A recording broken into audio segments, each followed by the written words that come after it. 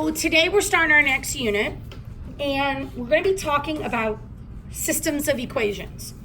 And in 8th grade, this is probably the most difficult topic for an 8th grader to learn. The thing about it, though, is that you're going to actually do systems of equations in 8th grade, 9th grade, 10th grade, 11th grade, and 12th grade mathematics. So you're going to see it quite a bit, and you're going to get pretty good at it, okay? So kind of be patient with yourself as we're learning this, because it is kind of a deeper piece of algebra that causes a little bit more confusion, okay? So you remember last week when we were talking about slope and we were comparing slope, right?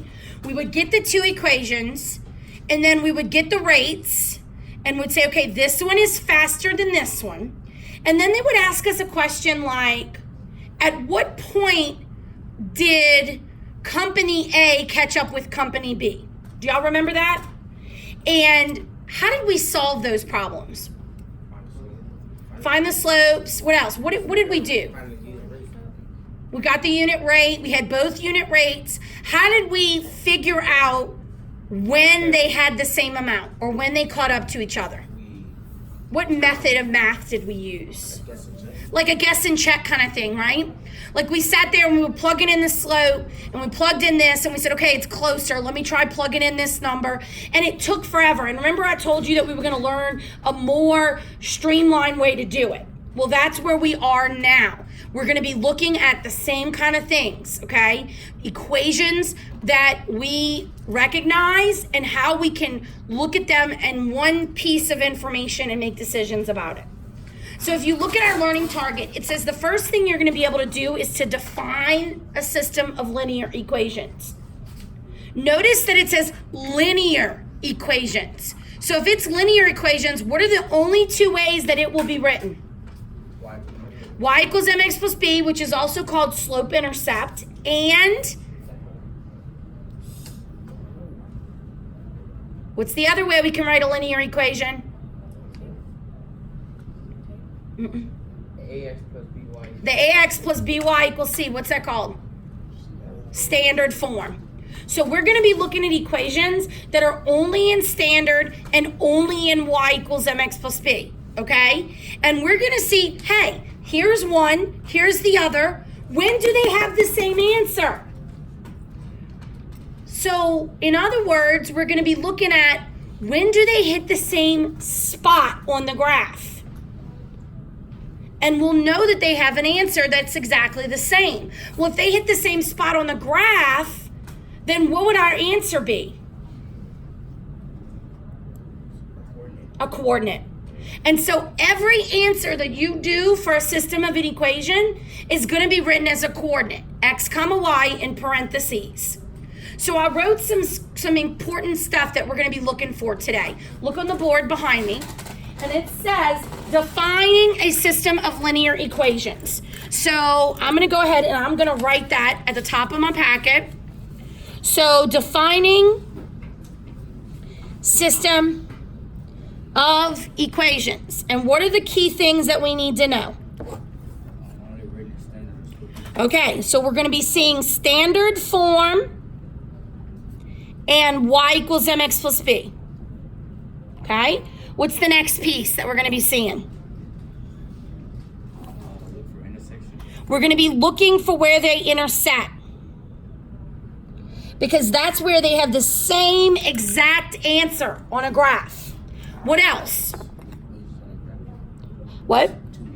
You're going to have two of them. We're only going to do two.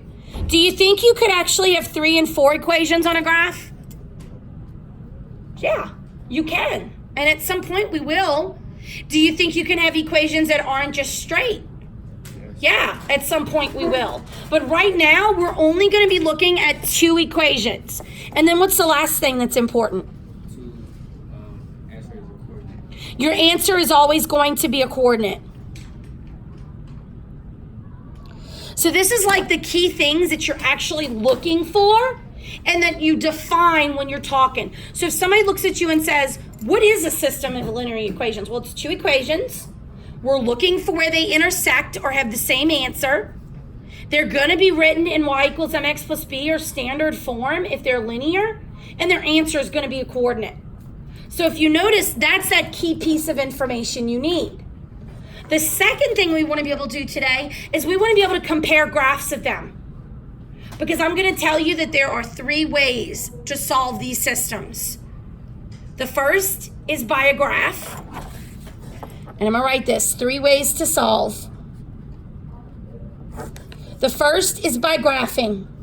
And that's where we're going to kind of stick for the next 2 days. We're going to graph them. The second is what we call elimination.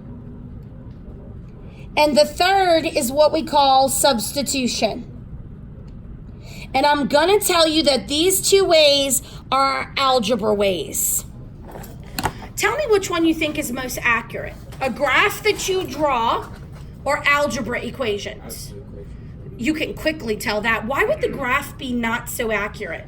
Because your sketches may be wrong. Your sketches might not be perfect. You're going to see that today. That's going to be a huge takeaway for you today, is that the sketches that you do might not be the same as the person next to you, and that graphing is probably not the most accurate way.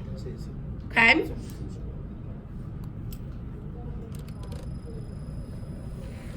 So now we've defined systems. We know that there's 3 ways to solve. If we look at our game plan for this week, today and tomorrow, we're going to stay with systems with graphing. We're going to really look at graphing and how it can help us answer questions and what it looks like on a test. On Wednesday, we're going to talk about systems that have parallel lines. And Thursday, we're going to look at all the different answers you could see.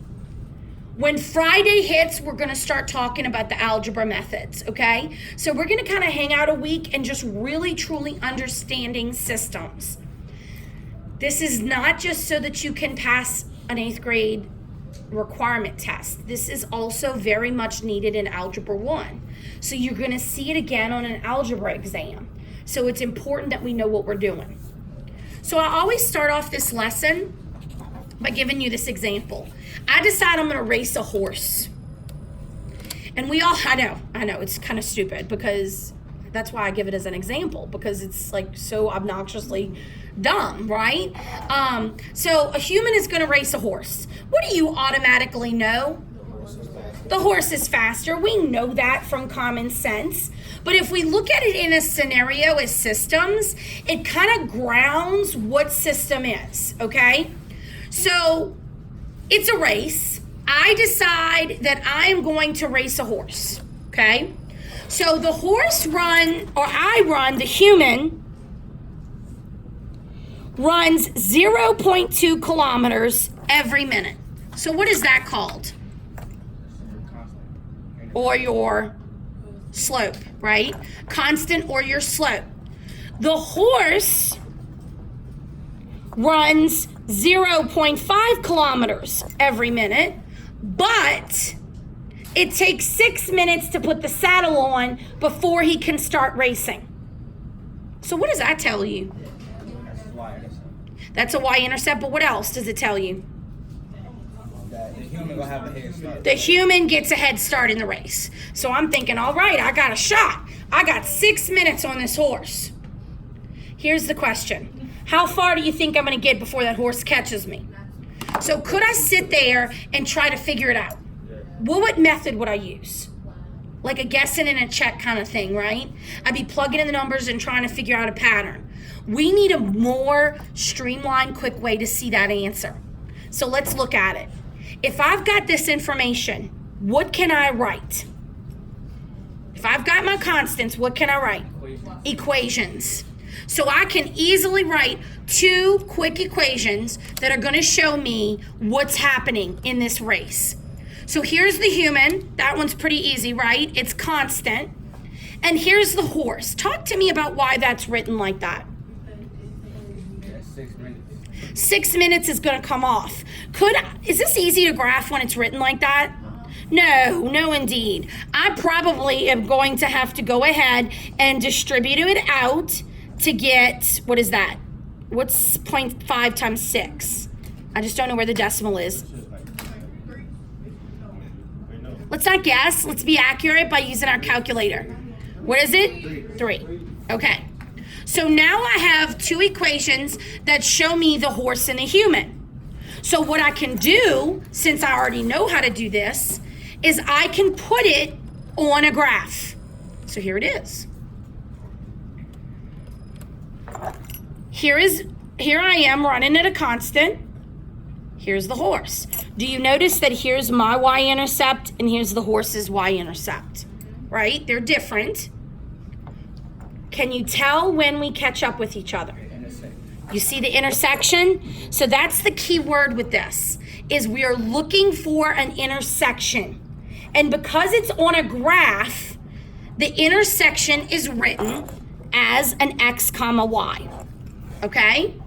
So we could say in about 10 minutes, I would be about, 2 kilometers away. 10 comma 2. Because I know that this is minutes and that this is kilometers on my graph. So was it very simple to see where we met up on a graph? Now here's the good thing. We know that Destiny and I, we might not be good at drawing these graphs. Well, I should go with you, right? Jasmine and I are not really good at drawing lines on a graph. I know it's kind of funny, but it's true, right? So we need a more accurate way. That's why the algebra comes in, okay? On a test, they're not going to ask you to draw the graph. They're going to have you read it just like this. So Jasmine and I are okay because we're not going to have to draw on EOC and we're not going to have to draw on our exam. We're going to have to be able to read a graph that's already drawn and answer the questions. But in order for us to do that, we need to be able to draw the graphs as well so that we understand what's happening. And that's where we are today. So now go to your Eureka packet and let's do one model problem together. So the situation for the model problem is a basketball problem, okay? And it's a very realistic problem because if you think about it, when you are scoring baskets in a basketball game, how do you make points? Threes, twos, and free throws, right? Those are your options. So in this scenario, they say that Derek scores 30 points total, but he makes no free throws. So the only way he can shoot baskets and make points is with what? 2-pointers and 3-pointers. So what are some possible combinations that he could make in 2s and 3-pointers? What do we have? 15 2s, 0 3s. What's another one? 10 3s, 0 2s. What else?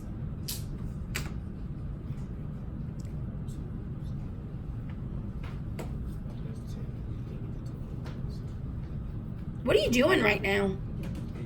You're guessing and checking. So we're using the same strategy that we used last week to get our answer. So what are some other guesses and checks we can do?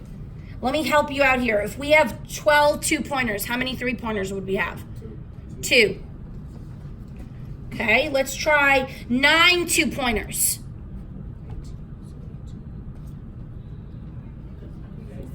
4 3-pointers, very good. What about 6 2-pointers? 6 and 6, right? And then I'll give you the last 3 2-pointers and 8 3-pointers. Is this easy when you got 20 people doing it? What if you're sitting on a test trying to come up with all these? It takes time, doesn't it? It's not efficient. It takes too much time. So if I actually figure this out, could I write an equation to model this? So talk to me about the 2 types of equations we know how to write. We know standard, and how is that? That's ax plus by equals c. And then we know what? Slope-intercept, which is y equals mx plus b. So we have 2 types of equations that we can use. Do I hear a slope and a y-intercept, or do I hear 2 different things? What y'all think?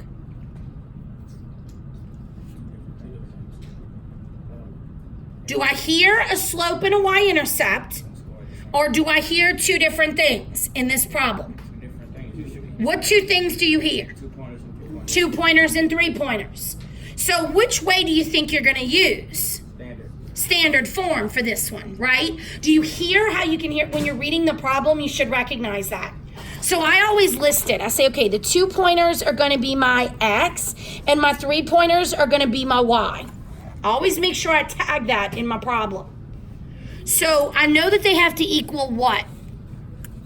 How many points? 30 points. So I've got 2 pointers plus 3 pointers have to equal 30. So what goes here? Your X. My X, and then this is my Y, but what do I put in front of it as the rate? How many? 2X and 3Y. Because what I plug in for X and what I plug in for Y is how many they do. Okay? So all of my 2 pointers plus all of my 3 pointers have to equal 30 points for this guy, Derek. Okay? All right, turn the page. We did. We just wrote it. So Derek tells you that the number of 2-point shots that he made is 5 more than the number of 3-point shots. That sounds like it could be an equation too, right? Let's break that down. It says the number of 2-point shots, which was what letter? X, is, what does is stand for? The result. What does that mean? Equal. X equals 5 more than 3 points. 3 points stand for what? Y. 5 plus Y. Is that another equation? I wonder if we could use that equation to figure out the combinations. Possibly, right? So here's the equation. Let's think about this. Combinations where X is 5 more than Y. So if, let's say Y is 1, what would be X? Plug it in. 1 plus 5 is 6. Okay, let's say that he makes 2 3-pointers. 2 plus 5 is 7. What if he makes 3 3-pointers? What if he makes 4? What if he makes 5? And if he makes 6? So with using the equation, we were able to quickly pull the combinations. So looking at these 2 tables, can you figure out which pair of numbers is the actual score of 30 that Derek made? Yes. So look at this one right here. Glance at that one. Now look at this one. Do you see one that matches?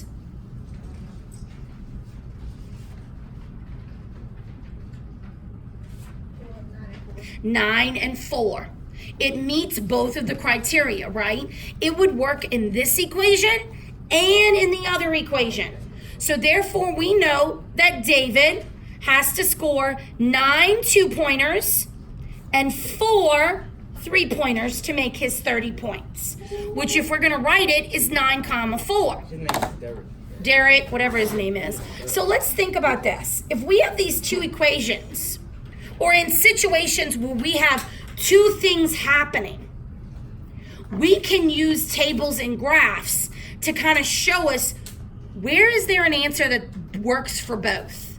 Because if it works for both, then it's when they meet up or when they have the same amount, okay? So let's look at a graph. Let's say we try to graph Derek's 2 scores. So here they are, okay. So we graph the first equation. By the way, it's written in standard, so what would you have to do with it? Change it to y equals mx plus b, or plot the points that you have. So I drew that line, and I labeled it this equation, so I knew which one it was. Then I drew the second one, and I drew that line. Can you tell when David meets both criteria and has his 30 points? Right here. See how it intersects? That's the word you're going to see with this. Just like the horse race, where the horse and the human meet up is when the horse starts going faster. Because if you notice, at this point, he is now, this one is rising and this one's going down. So at this point is when Derek makes his 30 points, which look at the coordinate, 9, 4. You always put the X and then the Y. All right. So now I'm gonna step out. Now we're gonna step out, put your Eureka pack to the side because we're gonna come back to it. And we need to look at the criteria to actually use this method to solve systems. Now remember, systems are 2 equations written in y equals mx plus b or standard form. So if you notice at the top of the paper, it shows the criteria for us. I already gave them. All right, so here's the criteria. It says, steps for solving a linear system using graphing. So here's our criteria. Put the equations in slope, intercept, or standard form. I'm gonna tell you, you always wanna do it in slope, intercept. It's easier, it's user-friendly, you can graph it easy, okay? Then you're gonna graph each equation using your strategies with slope, intercept. Both of them will be on the same coordinate system. So you only need one graph. You will then locate the point, here's the key word, intersection, and write it down as a coordinate. I'll get it in a second, hold on. Okay? And then you verify to make sure that makes sense. Okay? So now we're gonna go ahead and we're gonna do the first model together. Get your ruler. Thank you. Get your ruler for me. We're gonna go to the first one, and I'm gonna tell you a couple of tricks of the trade when you're doing this. You wanna try to travel through the corners of the box when you're graphing, because the more accurate you are with that, the better they will match up, okay? So here we go. The first one is y equals 2x. So what I'm gonna do is I'm gonna find 0, 0, that's my y-intercept, and I'm gonna rise 2, run 1, and I'm gonna draw my graph line. And I'm gonna go across the entire graph.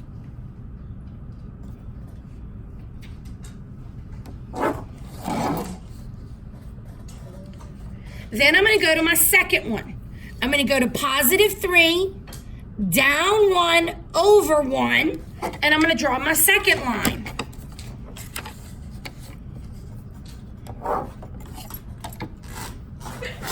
God bless you. Do you see an intersection? Yes. A lot of times I tell my students, circle the intersection so that you know that that's the answer. And the answer is gonna be 1, 2. Now, how do I verify that works? How would you verify it or prove it that it works? How would you verify that this coordinate works in both of those equations? No, that's if it's a function. What about if you plug this in? So I take the 1, 2 times 1 is 2. Did that work? Yes. I take the 1, negative 1 plus 3 is 2. Did that work? Yes, I plugged it in.